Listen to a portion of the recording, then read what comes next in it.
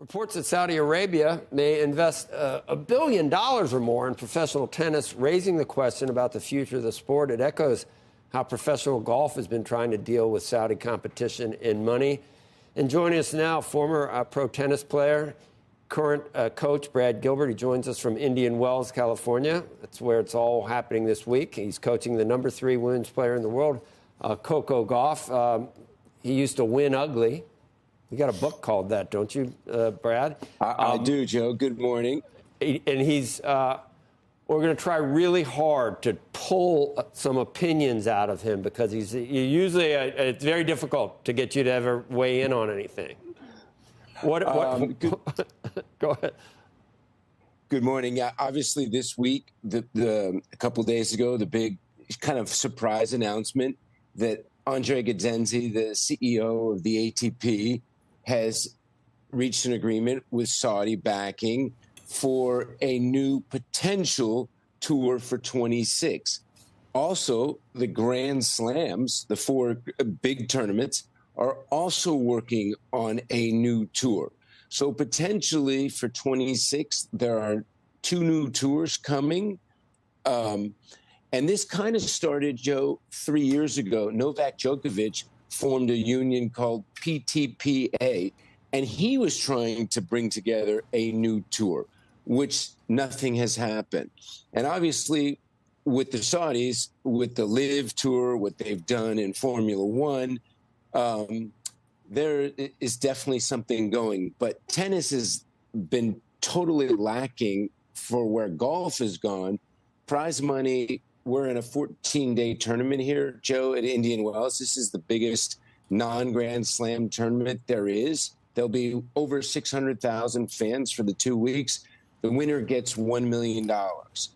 Last week, the Bay Hill Golf Tournament, 3 years ago, the prize money winner got $1.6 million. Now, because of Live, the winner got $4 million. So it is absolutely driven up the price of PGA, and you've missing half the players.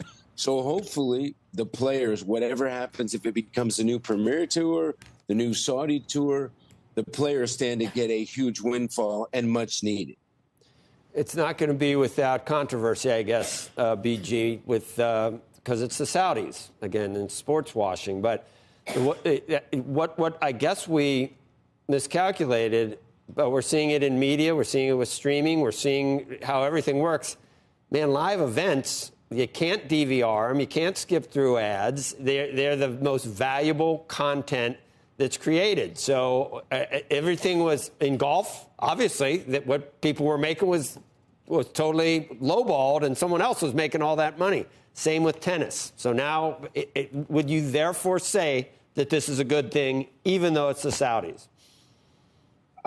Well, it's a good thing that we're getting the ball rolling. A couple of things that are definitely need to be addressed. Both tours, the CEOs, the ATP and the WTA, it doesn't work like this in professional sports that the CEO represents the players and the tournament. So that is a direct conflict of interest that the CEO represents both sides. That is just a massive conflict of interest. And the biggest difference between golf and tennis, Joe, is every weekend when there's a major golf tournament, especially on the PGA Tour, it's on network television.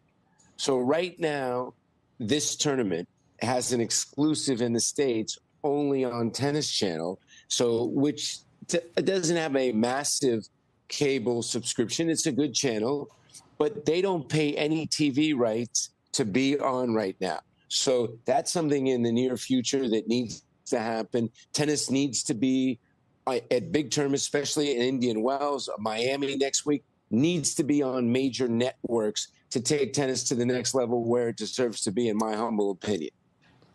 Yeah.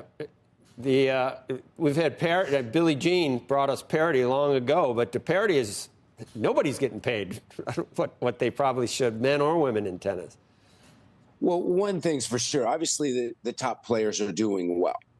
But the big thing that golf has dramatically changed is the number 100 player 10 years ago in tennis, we were making similar money. Now the number 100 player in golf is making more than the number 10 player in tennis. So sometimes competition isn't good. Sometimes competition is great. So hopefully, besides this one Saudi offer with the ATP and WTA, that now the Grand Slams are going to say, you know what, we don't want this to happen. We're going to get our own tour and try to get you on board. But I honestly believe, Becky, we've been talking about this for 40 years. We've been talking about doing things in tennis since I was playing, since I had hair back in the day. And nothing has ever gotten done. Right. I had hair back in the day. Never like Joe, but I had decent hair. Well, Brad, I can send you to the right place if you want this. No, I'm no hair club guy. I'm honest. No, I'm kidding. I'm kidding. You'd have to go to God. We talked about God earlier. Brad, what do you think of the sort of zeitgeisty? I don't know if it's even in the zeitgeist anymore. That there was a view that Saudi was in a penalty box of sorts around human rights issues and other things.